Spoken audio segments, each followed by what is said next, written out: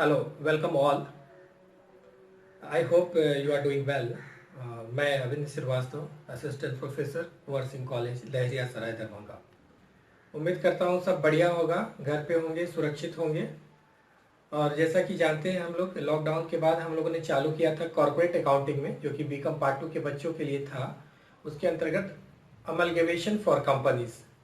सो उसमें सबसे पहले हम लोगों ने कॉन्सेप्ट टाइप्स पढ़ा, फिर calculation of purchase consideration, and again we had a discussion over journal entries in the books of transferor company. तो ट्रांसफरर कंपनी में जर्नल एंट्री पास करने के केवल और केवल एक मेथड थे, जिसको मैंने बड़े ही आसान शब्दों में आप लोगों को बताया। बहुत बच्चे ने बताया कि सर बहुत काफ़ी अच्छा लगा और आप ट्रांसफरी कंपनी के बुक्स में जर्नल एंट्री सिखाएं। तो मैं आज आपको ट्रांसफरी कंपनी के बुक्स में जर्नल एंट्री बताऊंगा। तो आप अपनी नोटबुक, पेन इत्यादि सब लेकर रेडी हो जाइए और इत्मीनान से जब फ्री हो जाइएगा तभी इस लेक्चर्स को सुनिएगा। तो आई होप कि आप लोग इसमें पार्टिसिपेट करेंगे और किसी प्रकार की कोई प्रॉब्लम होगी तो आप इसको बेधड़क पूछेंगे। So as we know that there are two types of amalgamation in the nature of merger and amalgamation in the nature of purchase. अगर इसमें कोई कंसेप्ट में डाउट है तो आप जाके मेरे प्रीवियस लेक्चर को फिर से सुनिए और वापस इस वीडियो को देखिए ताकि आपको अच्छे से समझ में आ जाए। So, when we have to pass the journal entries in the books of transferee company, we will think over two methods. The first is in the nature of merger. First types of amalgamation is in the nature of merger, and second was in the nature of purchase. जो merger के nature में method adopt करेंगे हम लोग उसको बोलते हैं pooling of interest method, and जो सेकंड परचेज के मेथड में जर्नल एंट्री अडॉप्ट किया जाएगा उसको बोला जाएगा परचेज मेथड। सो अभी हमको ये एकदम फोकस करना है कि to types of amalgamation and two methods of passing journal entries. कौन सा मेथड अप्लाई करेंगे ये डिपेंड करता है आपके क्वेश्चन पे। क्वेश्चन अगर वो मर्जर के नेचर में है, जो मैंने 5 कंडीशन बताया था मर्जर में फुलफिल होने के लिए, वो 5 कंडीशन आप जाकर रिवाइज कीजिएगा और उसके बाद आप क्वेश्चन में को आइडेंटिफाई कीजिएगा कि आप मर्जर के नेचर में है तो पुलिंग ऑफ इंटरेस्ट मेथड लगाएंगे, अगर परचेज के मेथड में है तो परचेज मेथड में लगाएंगे। अदरवाइज क्वेश्चन में जो दिया गया होगा इंस्ट्रक्शन उसको हम लोग फॉलो करेंगे। तो चलिए हम लोग देखते हैं कि जर्नल एंट्री कैसे पास करते हैं ट्रांसफरी कंपनी के बुक में। So here the journal entries. The first one is in the books of transferor company and second one is in the books of transferee company. So we have already discussed journal entries in the books of transferor company and we know there is only one method to pass journal entry in transferor company. So today we are going to discuss to pass the journal entries in the books of transferee company. तो transferee company में journal entry pass करने के दो तरीके होंगे depending upon the nature of amalgamation. So as we already discussed that there are two types of amalgamation in the nature of merger and amalgamation in the nature of purchase. So in the nature of merger, what method will be applied is known as pooling of interest method, and in the nature of purchase it is termed as purchase method. So we will discuss one by one. अगर question में कुछ भी नहीं कहा जाए तो फिर आपको देखना है मर्जर के और परचेज के नेचर में जो डिफरेंसेस मैंने बताए थे लास्ट क्लास में 5 डिफरेंसेस, वो दोनों डिफरेंसेस को टैली करके पहले ये हम आइडेंटिफाई करेंगे whether the amalgamation is in the nature of merger और परचेज और उसके अनुसार मेथड अप्लाई करेंगे। अदरवाइज क्वेश्चन में दिए गए इंस्ट्रक्शन को फॉलो करना होता है। तो चलिए सबसे पहले आज हम लोग सीखते हैं journal entries in the books of transferee company especially in the nature of merger. So method will be known as pooling of interest method. तो जर्नल एंट्री नंबर 1 यहाँ जो होगा वो होगा for record of purchase consideration means the agreed value of amalgamation is known as purchase consideration. So for purchase consideration journal entry will be there. Business merger account debit to liquidators of transferor company. Journal entry number 2 for transfer of all assets, liabilities and reserve taken over. So here there may be two conditions. तो पहले हम लोग ये देखते हैं कि point number A में क्या लिखा गया है। पॉइंट नंबर ए में ये लिखा गया है various assets account debit at book value, means जो भी बैलेंस शीट में प्राइस अपियरिंग है उसी प्राइस पे हम लोग रिकॉर्ड करना है, तो बिल्कुल कोई दिमाग नहीं लगाना है।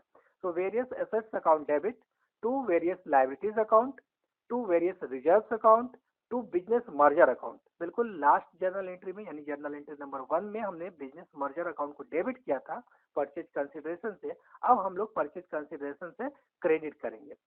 अब जो लास्ट में आप देख रहे हो to general reserve account with in bracket balancing figure, ये बिल्कुल बैलेंसिंग फिगर है, यानी कि हमारी टोटल एसेट्स। देखो समझने की बात है कि ट्रांसफेरी कंपनी क्या क्या ले रही है, असेट्स ले रही है, लायबिलिटी ले रही है, और दोनों की एसेट्स ज्यादा होगी, लायबिलिटीज कम होगी, और जो डिफरेंसेस होगी लमसम ऑन एन एवरेज वही होती है हमारी परचेज कंसिडरेशन। लेकिन कभी कभी सिचुएशन क्या हो सकती है कि परचेज कंसिडरेशन हमारी नेट लायबिलिटी से थोड़ी ज्यादा है या फिर थोड़ी कम है। अब यहाँ हम लोग देख रहे हैं कि हमारा जो है क्रेडिट बैलेंस आया, यानी क्रेडिट साइड में बैलेंस आया, उसको हमने लिखना है जनरल रिजर्व, और ब्रैकेट में हमने लिख दिया balancing figure. Just opposite situation होगी इसमें मैंने बताया पॉइंट नंबर 2 में, यानी कि जनरल एंट्री नंबर 2 के पॉइंट नंबर बी में वेरियस एसेट्स अकाउंट डेबिट, तो general reserve account balancing figure debit. Means अगर ये बैलेंस डेबिट में आया तो जनरल रिजर्व अकाउंट को हम लोग डेबिट में लिखेंगे। बाद बाकी सब जर्नल एंट्री वही है, आप टैली करो जर्नल एंट्री 2A और 2B में डिफरेंस क्या है, कोई डिफरेंस नहीं है। डिफरेंस यही है कि जो जनरल रिजर्व है एक में क्रेडिट साइड में आया, दूसरा डेबिट साइड में आया। तो ये डिपेंडिंग अपॉन द सिचुएशन हम लोग बैलेंस करने के लिए वो लिखते हैं जर्नल एंट्री में जनरल रिजर्व। तो दोनों में से कोई एक होगा। बात आ गई समझ में? आई डोंट थिंक कि कोई दिक्कत इसमें होने वाली है आप लोगों की। इसमें आप लोगों के लिए मैंने नोट लिखे हैं और इस नोट को बड़े ही ध्यान से समझना होगा। तो first note is in amalgamation in the nature of merger, that is pooling of interest method, all assets including fictitious assets like underwritten expenses, debit balance of profit and loss are recorded at their book value. Similarly, all liabilities and reserves have to be recorded. यानी कि total assets, liabilities, etc. whatever balance sheet की जो भी items है यहाँ transfer करना है, हमें बुक वैल्यू पर ट्रांसफर करना है। क्यों ट्रांसफर करना है? अगर आप वो पहला लेक्चर गौर से सुने होंगे amalgamation in the nature of merger and amalgamation in the nature of purchase, तो आपको याद होगा कि transferee company should take all the assets and liabilities of transferor company at their book value. तो इसी कारण से यहाँ पे हम लोग टोटल एसेट्स लायबिलिटीज को बुक वैल्यू पर ही इनकॉर्पोरेट करेंगे। However, in case of conflict in the accounting policies, changes in the book value may be made to ensure uniformity. मैंने ये भी बताया था कि मान लीजिए कि दोनों के बुक्स ऑफ अकाउंट में थोड़ी सी अकाउंटिंग पॉलिसीज के कारण कंफ्लिक्ट उत्पन्न हो रही है, तो वैसे स्टेज में हम लोग यूनिफॉर्मिटी के लिए उसमें कुछ एडजस्टमेंट, माइनर एडजस्टमेंट कर सकते हैं, हालांकि वो बहुत ही रेयर केस होगा। Note number 2, in above journal entries, the balance of purchase consideration and various assets, liabilities and reserves is adjusted towards general reserve first. तो मैंने अभी बताया जर्नल एंट्रीज में 2A और 2B की बात करें तो उसमें जो भी बैलेंस आई है हमारी, हमने उसको एडजस्ट किस रूप में किया है? जनरल रिजर्व में किया है। तो मैंने यहाँ नोट में ये लिखा है कि it should be adjusted towards general reserve first, यानी कि सबसे पहले हम लोग जनरल रिजर्व में उसको एडजस्ट करेंगे। मान लो कि जनरल रिजर्व वर्ड दिया गया है बैलेंस शीट में, लेकिन जनरल रिजर्व की अमाउंट कम है और साथ साथ पीएल अकाउंट की क्रेडिट बैलेंस भी है, प्रॉफिट एंड लॉस अकाउंट की क्रेडिट बैलेंस भी दी गई है। तो आप क्या करोगे? कोई भी revenue reserve, statement of profit and loss, credit balance also considered as general reserve. तो हम लोगों को क्या करना, सबसे पहले एडजस्ट करना जनरल रिजर्व से। मान लीजिए 10,000 हमारी आ गई जनरल रिजर्व की बैलेंस, और जनरल रिजर्व में अमाउंट जो है हमारा वो भी बैलेंस शीट में 8,000 है और प्रॉफिट एंड लॉस अकाउंट में 5,000 है। तो हमने 8,000 उससे एडजस्ट कर लेना है और बचा हुआ 2,000 प्रॉफिट एंड लॉस अकाउंट से एडजस्ट कर लेना है। जब हम लोग क्वेश्चन बनाएंगे तो ये बात बच्चों आप लोगों को अच्छे से समझ में आ जाएगी और आई होप कि उस समय सब क्लियर हो जाएगा। तो अभी बस दिमाग में ये रखना कि balance if any should be adjusted towards general reserve first, और स्पेशल केस में ये कैपिटल रिजर्व से भी हो सकता है। अगर general reserve, profit and loss account में किसी प्रकार की कोई बैलेंस नहीं बची है तो उस अमाउंट को हम लोग कैपिटल रिजर्व से भी एडजस्ट कर लेंगे, लेकिन उसको अभी आपके दिमाग में रखना है जनरल रिजर्व वर्ड में। Okay, let's proceed towards journal entry number 3। For discharge of purchase consideration. तो जैसे कि अभी जर्नल एंट्री नंबर 1 में हमने परचेज कंसिडरेशन की जर्नल एंट्री पास की थी, तो उसमें हमने क्या किया था, बिजनेस मर्जर को डेबिट किया था और लिक्विडेटर्स को क्रेडिट किया था। तो जर्नल एंट्री नंबर 2 में हमने बिजनेस मर्जर अकाउंट को क्रेडिट कर ही लिया है, अभी मिला लीजिए। तो अब बचा है लिक्विडेटर्स ऑफ ट्रांसफरर कंपनी। तो अब liquidators of transferor company account debit to equity share capital to bank account. हाँ बिल्कुल, यहाँ क्योंकि हमारे कंडीशन में होता है, मर्जर के नेचर में हमें केवल और केवल इक्विटी शेयर के फॉर्म में ही पेमेंट करना होता है। अगर किसी प्रकार का फ्रैक्शनल शेयर है तो उसके लिए हम लोग कैश में भी पेमेंट कर सकते हैं। तो ये यहाँ भी काफी रेयर सिचुएशन आती है कि हमें कैश में पेमेंट करना पड़ता है। यूजुअली लिक्विडेटर्स और transfer company account debit to equity share capital account to bank account, वो फ्रैक्शन के लिए। Note number A, if shares are issued at a premium, and note number B, if shares are issued at discount। अब कभी कभी क्या होता है, जो शेयर्स एट पार इशू ना करके डिस्काउंट पे या प्रीमियम पे इशू कर दिया जाता है। तो प्रीमियम पर जब कभी भी इशू किया जाएगा तो हमें प्रीमियम के अमाउंट को क्रेडिट करना है। अगर डिस्काउंट के साथ इशू किया जाएगा तो डिस्काउंट के अमाउंट को डेबिट करना है। तो देखते हैं पॉइंट नंबर ए में जर्नल एंट्री मैंने ये बताया, ये जर्नल एंट्री नंबर 3 का ही बच्चे दिमाग में रखना। जर्नल एंट्री नंबर 3 में एट पार वैल्यू पर हमने कंसीडर करके जर्नल एंट्री पास किया। अगर ये प्रीमियम पे होता तो क्या होता, अगर डिस्काउंट पे होता तो क्या होता, यानी तीनों जर्नल एंट्री में से कोई एक ही आएगा। इस बात को बिठा लीजिए दिमाग में। अगर 100 रुपए की इक्विटी शेयर है, 100 रुपए पे ही इशू की जाती है, तब तो ये आएगा जर्नल एंट्री नंबर 3। अगर इसको प्रीमियम पे इशू किया जाता है, 100 रुपए के शेयर को 110 रुपए पे इशू किया जाता है, तो ये आएगा हमारे जर्नल एंट्री नंबर 3A। अगर डिस्काउंट पे से 100 equity shares of ₹100 each issued at 90, तो यहाँ 10 रुपए डिस्काउंट हो जाएगा। तो डिस्काउंट के अमाउंट से डेबिट करना है और यहाँ पे प्रीमियम के अमाउंट से क्रेडिट करना है। तो देखते हैं, liquidators of transferor company account debit to equity share capital account to securities premium account to bank account if any. And point number B में liquidators of transferor company account debit discount on issue of shares account debit to equity share capital account to bank account if any.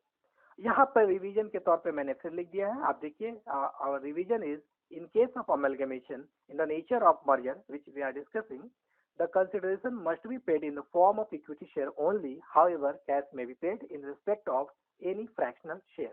Any doubt? Okay, very good. So let's proceed towards journal entry number 4.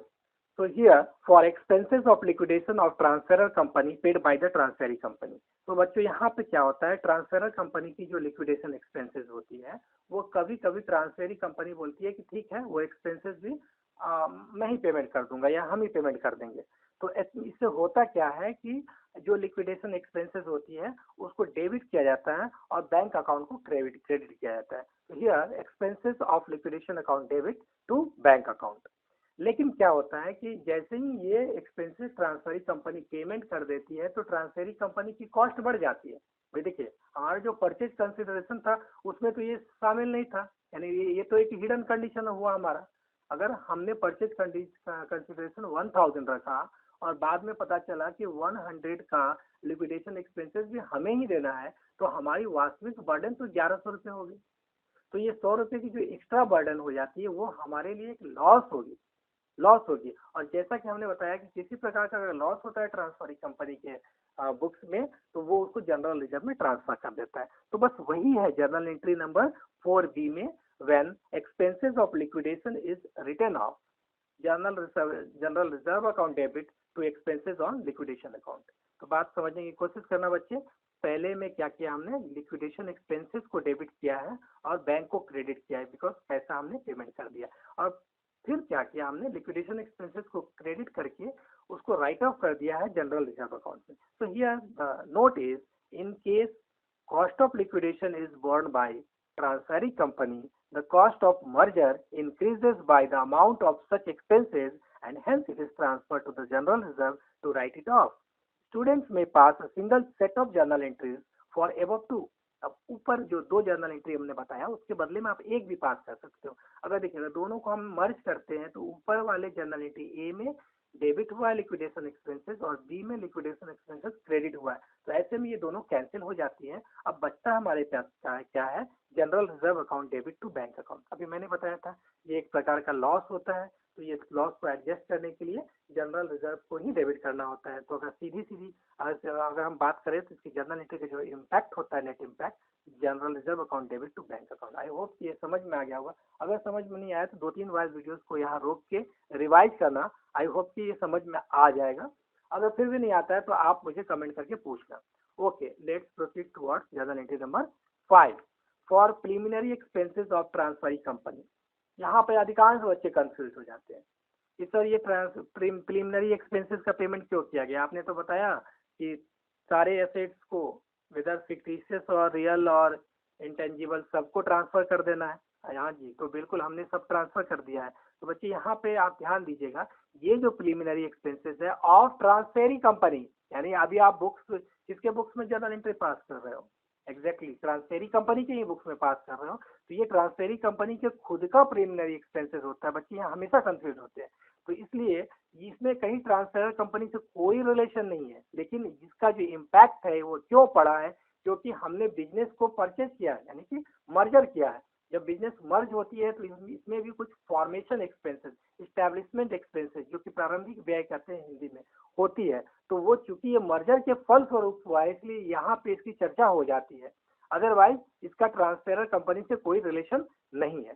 तो note is the expenses incurred by transferring company for its own formation are debited to the preliminary expenses account। अब इसको देखो तो बिल्कुल आसानी से समझ में आ जाएगा। क्यों, क्या है preliminary expenses account debit to bank account, clear है? Okay, and the last journal entry under this method is for discharge of debenture of transferor company by the transferee company by conversion or allotment of its own debenture।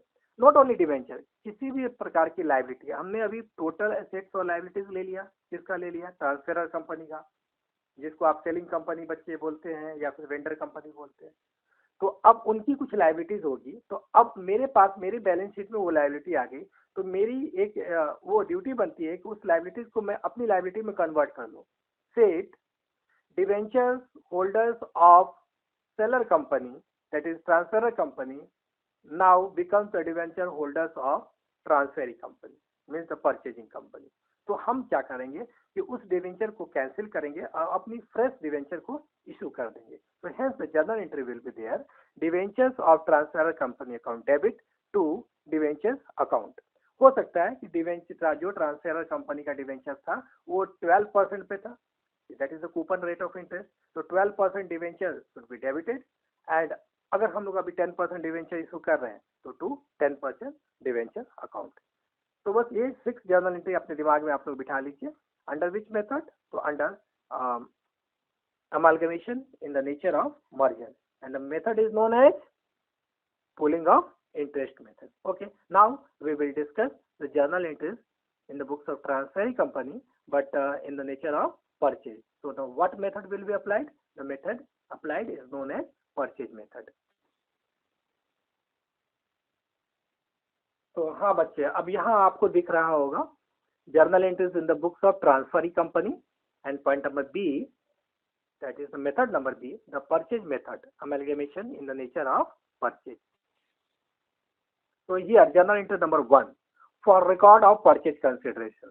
तो purchase consideration record करने के लिए वहां हमने क्या journal entry पास किया था, तो वहां हमने बिजनेस मर्जर अकाउंट को डेबिट किया था, क्योंकि वो मर्जर के नेचर में था। बस वही चीज यहाँ भी होने जा रहा है, बस थोड़ा सा नाम चेंज है। मर्जर के जगह पे होगा तो मर्जर, बिजनेस मर्जर लिखेंगे, क्योंकि ये परचेज के नेचर में है। तो हमें यहाँ लिखना है business purchase account. Okay, business purchase account debit to liquidators of transfer company. Is it clear? Okay, let's proceed towards journal entry number 2 for assets and liabilities taken over। तो various assets account debit, goodwill account debit, ये जो last में लिखेंगे। अभी मैंने क्या किया, ये जर्नल एंट्री में आप देख रहे होंगे ब्लू कलर में गुडविल अकाउंट डेबिट किया गया है, बैलेंसिंग फिगर लिखा गया, और नीचे में आप देखेंगे to capital reserve account balancing figure, यानी कि ये दोनों में से कोई एक आएगा, इधर डेबिट बैलेंस और credit balance. if the balance is in debit side, it should be goodwill account, and if it is in credit side, it should be capital reserve account। We will discuss this in detail। So various assets account debit, assets taken over means whatever assets transferring company has taken it should be recorded. क्योंकि देखो यहाँ पे फिर वही बात आ गई कि हमारा जो मेथड भी है ये परचेज मेथड है, यानी कि परचेज के नेचर में जब मर्जर होता है तब ये मेथड हम लोग अडॉप्ट करते हैं। और हमने पहले ही आपको बताया है पहले वाले लेक्चर में भी कि इसमें बिजनेस को अपने इच्छा अनुसार लिया जाता है, यानी कि transferee company is not bound to take all assets and liabilities, they will buy assets और purchase assets as per negotiation. तो जो भी एसेट्स लेंगे, whatever assets taken over should be debited. बात समझ में आ रही है? वीडियो थोड़ा लंबा हो रहा है लेकिन मैं थोड़ा एक्सप्लेन करने की मूड में हूँ आज। तो various assets account debit, goodwill account debit, to various liabilities account, to business purchase account, ये same set of journal entry जैसे पहले हमने डिस्कस किया था। But what difference you have notice is the goodwill and capital reserve. In our previous method we have used only one term that was general reserve account. वहां केवल general reserve ही मैंने बताया था आपको, दिया था डेबिट बैलेंस हो या क्रेडिट बैलेंस हो। तो यहाँ पर अगर डेबिट में आता है बैलेंस तो गुडविल अकाउंट लिखते हैं, और क्रेडिट में आता है तो कैपिटल रिजर्व लिखते हैं। डेबिट में बैलेंस आने का मतलब हमारा लॉस होता है, और लॉस एक तरह से ये हो सकता है कि हमारी जो ट्रांसफर कंपनी की एसेट्स लायबिलिटीज की डिफरेंसेस थी उससे ज्यादा हमने पेमेंट किया है। क्यों पेमेंट करेंगे ज्यादा? क्योंकि हमें कहीं ना कहीं उसमें गुडविल दिखा, और नहीं भी दिखा तो ये मान लिया जाएगा कि हमने उसकी गुडविल के लिए पेमेंट किया, ज्यादा पैसा दिया। अगर उनको हमने नेटवर्थ से कम पैसा दिया तो इसका मतलब हमारे लिए एक प्रॉफिट हो रही है। Which types of profit it is? क्या रोज रोज होने वाली प्रॉफिट है? नहीं। तो हमें इसको ट्रांसफर करना है कैपिटल रिजर्व में। ठीक है, ओके। तो हियर मैंने कुछ नोट्स आप लोगों के लिए लिखे हैं, आप ये अपने दिमाग में बिठा लीजिएगा, या फिर आप यहाँ पे लेक्चर रोक के इस नोट को अपने कॉपी में भी नोट कर सकते हैं। So note number A, here various assets and various liabilities includes assets and liabilities taken over by the transferee company. Okay. Okay. Point number B, various assets and liabilities are recorded at their fair value and not at book value. If fair value is not given, it should be recorded at agreed value. हाँ जी बच्चों, पिछले method में मैंने बताया था eight book value, क्योंकि ये term condition ही है, टर्म कंडीशन ही है amalgamation in the nature of purchase में और इन द नेचर ऑफ मर्जर में, कि मर्जर में हमें एज इट इज लेना पड़ता है, तो हमने बुक वैल्यू पर लिखा, लेकिन यहाँ पे हमें फेयर वैल्यू पर लिखना है। अब फेयर वैल्यू क्या होगी? ये मार्केट वैल्यू और फेयर वैल्यू का वैल्यूएशन करना पड़ेगा। लेकिन अगर बुक में दिया गया है, क्वेश्चन में दिया गया है कि कुछ अग्रीड वैल्यू इतने पे इस एसेट्स को लिया गया और इस लायबिलिटीज को इतने पे लिया गया, तो हमें अग्रीड वैल्यू ही देना है। तो यहाँ पे डिफरेंस क्या हो गया दोनों मेथड में? वहां हम लोगों ने लिया बुक वैल्यू, यहाँ पे इधर फेयर वैल्यू और अग्रीड वैल्यू। बात समझ में आई? बताना कमेंट में मुझे। Next point number C, normally in an amalgamation in the nature of merger the identity of the reserve of transfer company is not preserved, hence excluded. However, entry for statutory reserve will be passed separately. अब यहाँ पे हमने क्या किया था कि general entry number 2 में हमने कोई रिजर्व नहीं लेना है, केवल असेट्स और लायबिलिटीज लेना है। यहाँ पे रिजर्व लेने के लिए बाउंड नहीं है ट्रांसफेरी कंपनी, लेकिन किसी प्रकार की अगर स्टैट्यूटरी रिजर्व दी गई है तो उसको रखना पड़ेगा, जो भी हमारे एक्ट है, रूल्स है, उसको कंप्लायंस करने के लिए।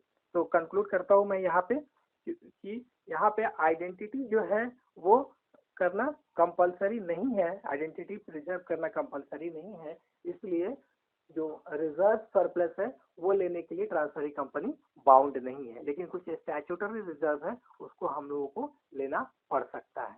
तो चलिए आगे बढ़ते हैं हम लोग। For record of statutory reserve, amalgamation adjustment account debit to statutory reserve account. अब देखिए रिजर्व को हमने लिया नहीं, अगर रिजर्व लिया होता तो क्या करते? जनरल एंट्री नंबर 2 में हम लायबिलिटीज के जस्ट नीचे उसको शो कर देते, लेकिन यहाँ तो लेना है नहीं, लेकिन स्टैट्यूटरी रिजर्व है उसको तो लेना है, बता दिया गया, कंपनीज एक्ट ने बता दिया कि भैया इसको आपको लेना है। तो डेबिट क्या करोगे? तो डेबिट करने के लिए यहाँ पर ऐसा कुछ है नहीं, तो हमें एक सुझाया गया, बताया गया है कि यहाँ अमलगमेशन एडजस्टमेंट अकाउंट को डेबिट करना है। आई बात समझ में? फिर से समझिए।